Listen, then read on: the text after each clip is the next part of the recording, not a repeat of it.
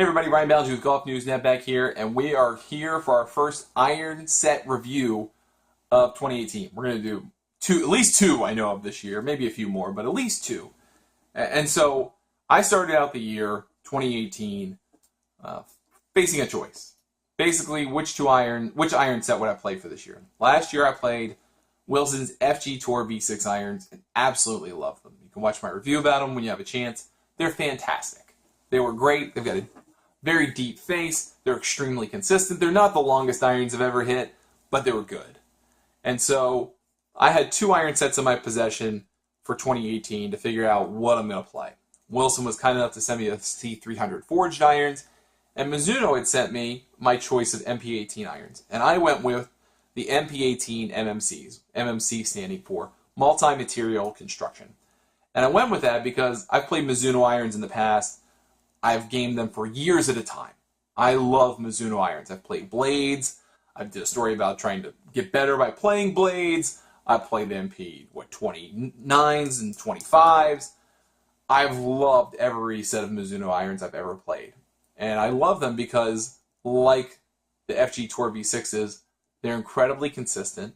They're beautiful. They're not distracting. They've got classic shapes. They're designed for better players. There's minimal offset. It's what an iron should be. And there are a lot of what irons should be out there these days in the marketplace. But every time I've had a chance to play a Mizuno, I've played it. But I wanted to do something a little bit different this year for 18 and go with the MMCs. I wanted to see what it would be like to have a Mizuno with a little bit more technology in it, in that classic shape. I've played the JPX 900 irons in the past for a review. They were beautiful, but they had a little bit too much offset. They were designed for a player that would like that, and I'm just not that kind of person. But I knew with these, the MMCs, that they wouldn't have a ton of offset. They would look like a traditional MP iron that you would expect from Mizuno, and they would have a little bit additional technology in it. So the tech story here is that they hollowed out some of the weight in the back of the forged head and put a little bit of aluminum in it. So that way, right underneath the kind of cavity mark in the club, there'd be a little bit less weight. So you could push the weight out to the edges, and you would get some additional benefit of having higher MOI, a little bit more forgiveness. And then in the toe, they poured it in tungsten, which has obviously become a kind of popular material in irons. It just is a high-density weight that you can throw in there and really change the weight properties of an iron. And they did this all in a package that looks absolutely fantastic. So when Mizuno said, hey, pick a set of irons and we'll send them to you, that was what I went with. So they sent me a set of Mizuno MMCs, 4-iron through pitching wedge, and then they sent me a 3-iron MMC high fly, which is kind of like their iron replacement. I'm going to focus this review on the iron set, not the high fly, which I really haven't had much chance to use. But I have absolutely loved playing with these. I've played probably about 12 rounds this year now. I played 5 in Florida earlier in the year, actually 6 in Florida earlier in the year, and used the C300s with them. And we'll do a separate review with them. They're fantastic irons, and they're just as good in my view as the FG Tour V6s, with a little bit more pop in the back.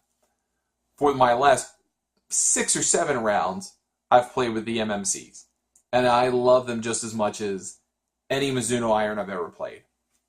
I love them for the obvious reasons. I've always loved Mizuno irons. I love the way that they feel. And I love the way that they sound. They sound just natural. There's no gimmick in them. It doesn't feel like or look like I'm holding something I shouldn't be, that doesn't belong in a classic golfer's hands. And I'm not someone who's opposed to technology and holding a technological marvel in my hand. It's not the case. But I do like classic shapes and classic looks. The polish and finish on these is absolutely fantastic. It is what you expect from Mizuno, and it doesn't betray what they've done in the past by having the tungsten and the aluminum parts of this. It's great. It looks good. The numbers on the bottom are a little bit more modern than maybe what I've had in the past with Mizuno. More akin to what you see in the JPX series. That's fine. You're not looking at that. I don't care about that. The tungsten and the aluminum blend in well with the steel, so that all works out really nicely. You can see they're just obviously distinct enough so you would know looking at it, in part for marketing purposes, but also in part for a cool different look. The feel is always good with the Mizuno, and it has stayed that way with these. It just feels solid. Again, it doesn't feel like I'm hitting a fairway wood that looks like an iron. That's not what I want. I feel like I'm in control when I hit them. I know what distance it's going to go. And that's something that in that player's distance category that's kind of popped up in the last couple of years. And the C300 Forged I would put into that category. I would not put these in that player's distance category. I didn't really get a whole lot of extra pop on the bat with these. Trying these out for all these rounds and then putting on the Flight Scope Mevo, I hit them about the same as I've hit every other iron in recent memory that I've hit.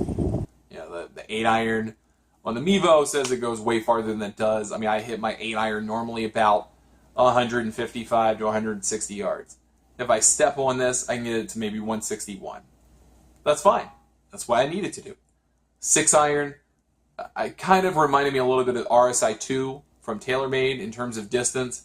I could get it out there about 190 with confidence. If I step on it, maybe 195. I'm happy with that number. That's where I need it to be.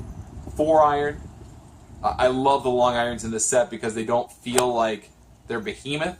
Feel like they're accessible and hittable, and with enough forgiveness, but enough workability that it respects your ability as a player. It's not like, here's this stone-sized head on the bottom of this steel thing, and it's basically just a hybrid on, a polished-up hybrid. That's not the case. It is a forgiving head, but it's not too oversized, and it feels like you can work with it. But hitting that 4 iron and the 5 iron, which, I hit a lot of those during a round because if I'm going for a par 5 and 2, I'm hitting a 5-4 or 2 iron more often than not. And so hitting that 4 iron, I hit that a lot.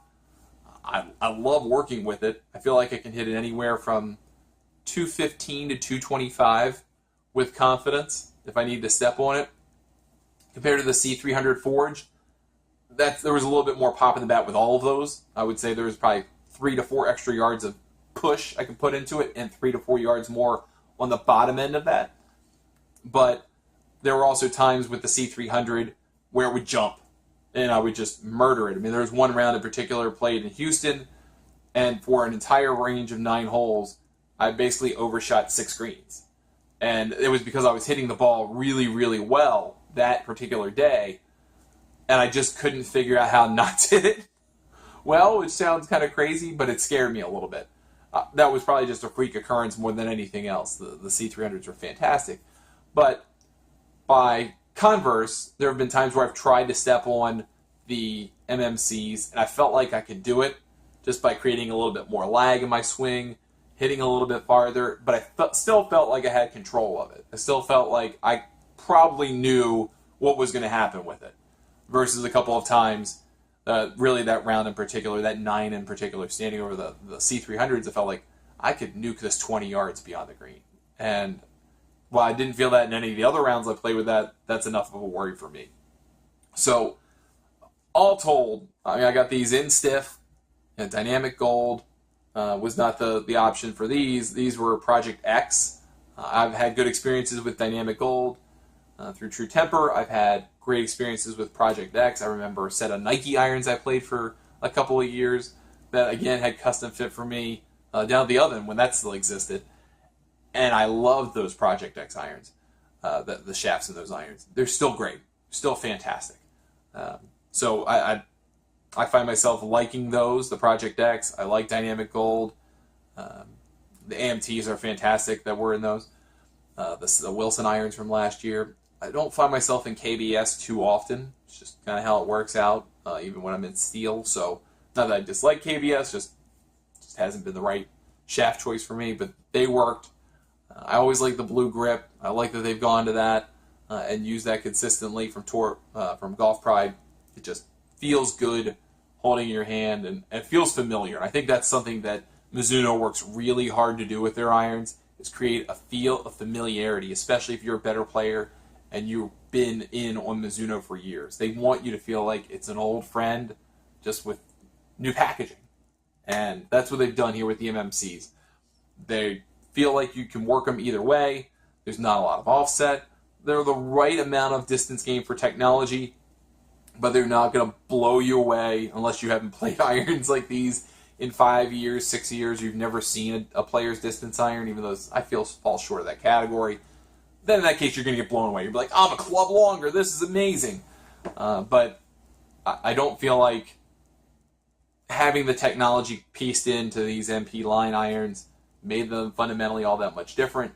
The control was there. The spin profile was there. For the kind of golf that I like to play, I could still play it with these very easily. And I never felt uncomfortable with any of the clubs in my bag. And that's why I've been playing the last half dozen plus rounds with them, and I'll continue to play with them throughout the year. And I'll mix in the C300 too. They're great clubs.